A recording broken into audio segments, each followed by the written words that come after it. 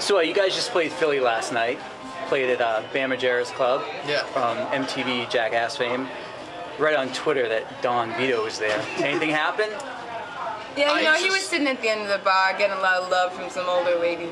No, younger ladies. Younger ladies? Oh, he had a girl on each side of him that would just wanted to like be around Don Vito. But I don't think any of us bothered him, but it was crazy. It was just funny to see him there. In early this week, you guys played New York. Got to play with Pete Yorn, David Gray. What was that like? Amazing. Yeah. It was amazing. Just playing that room in general too. It was built in 1906, and I remember on one of our quiet songs, the beginning of the Fire song, you could hear Jen's voice just echo throughout the entire place, and the ceilings. It seems like it's as high as the sky, so it just felt like. Yeah, I was just gonna say the acoustics of the building were incredible, and when David Gray started singing, it sounded like an ocean, you know.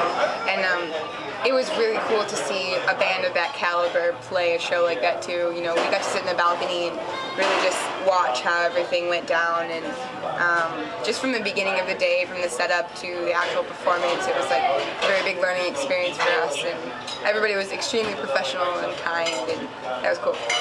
Who else have you guys been lucky enough to have played with that you admire?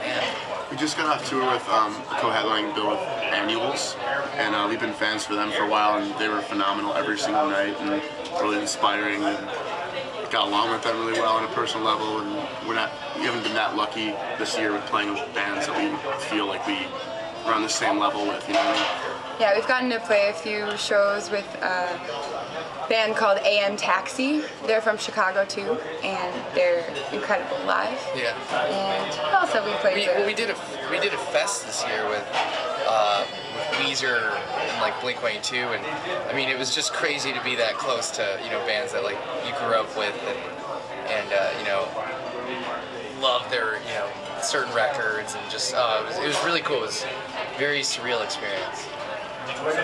Now, 2009 is going to be winding down pretty soon. Aside from, you know, releasing your debut album, when you look back on 2009, what were like some of the cool highlights as a band?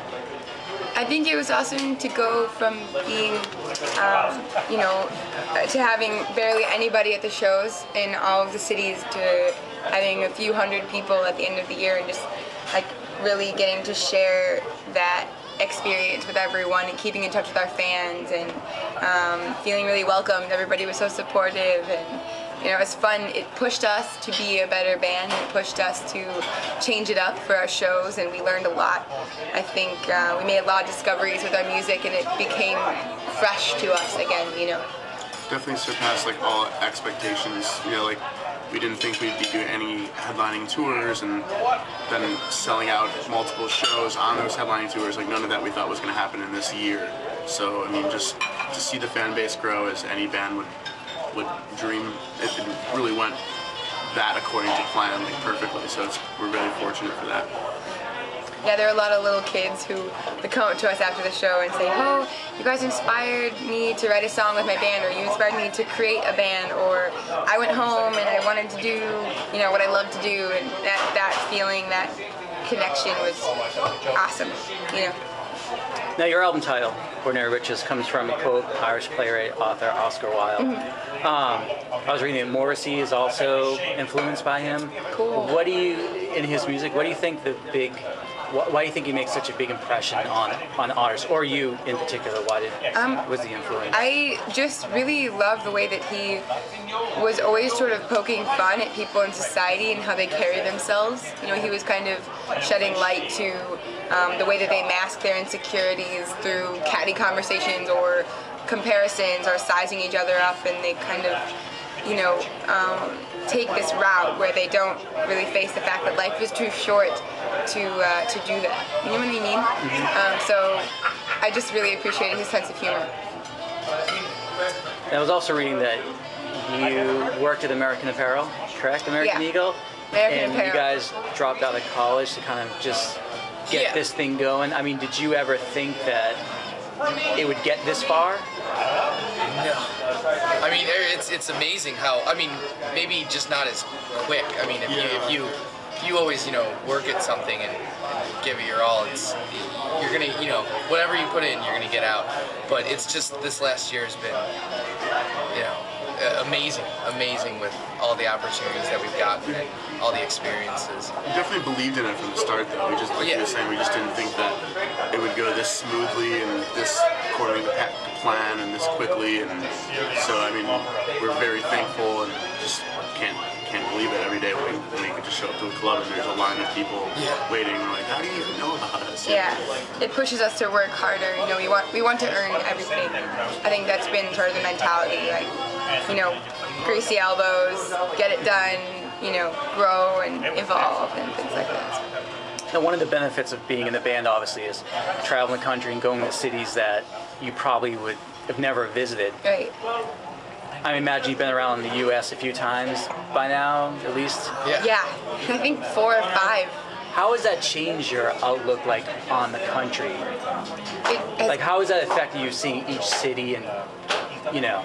Yeah, I mean, it's really created quite a landscape to take from, as far as, you know, you see these places that are complete treasures that you didn't even know about before, and you know, you discover a lot of like really beautiful communities that are still alive, and people who are celebrating the earth, and people who are, you know, having great energy use and they're efficient with things like that. And then you find these towns that have been kind of completely left behind, and they need a lot of support. They need help. They need you know, direction as far as to create more of a sense of community and create more safety and shelter and resources. I mean, which also reflects on how different the people are in those regions too, of those cities. You know, like some of the cities that are a little more old-fashioned and left behind, like she was saying, it seems like people are more just kind of stressed out and they keep to themselves. And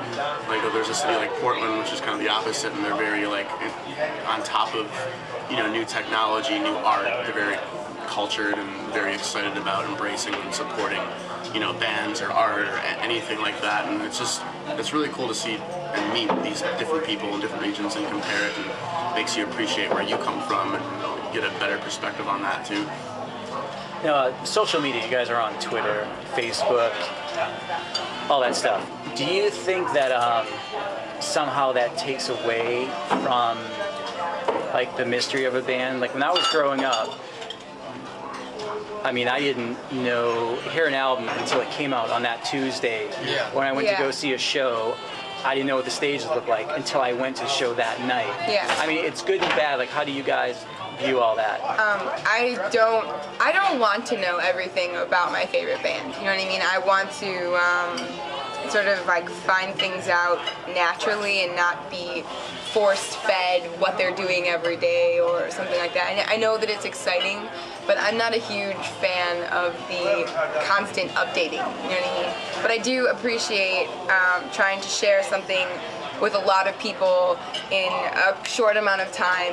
Like we have a picture of the day on Flickr, for example, and that's really cool because, you know, we'll be able to snap a shot and then upload it, and then people can see, you know, kind of what we see for a second. But I think the whole blogging thing is a little bit masturbatory, to be honest. I mean, there's definitely a fine line that we try to keep. Like, we definitely want to keep a mystery, but like she was saying, it is fun to know that you have a fan base and try to treat them as your friends at certain times too, in a way where you like, you're listening to a record that you like of your friends back home, and you want to share that, or you want to share something like, hey, we just had this experience, we want you to know about it, or something like that. But we don't want to have videos of ourselves all the time and of us in the van, or like doing greetings and things like that. It's just some bands just do a little too much, and you don't want to see that side of them. You know, it takes away from what's actually important and what you're supposed to be looking at. Yeah. My last question is 2010.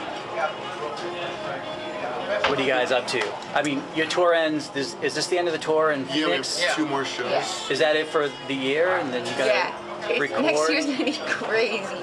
like all January we're working on finishing up writing the new album. At some point we're going to release an acoustic EP. We're going to go over to Europe to celebrate the release of Ordinary Riches over there. And we're going to, at some point, record the new album and release it. So probably go back and tour more in Europe and tour more here. So it's going to be crazy. yeah.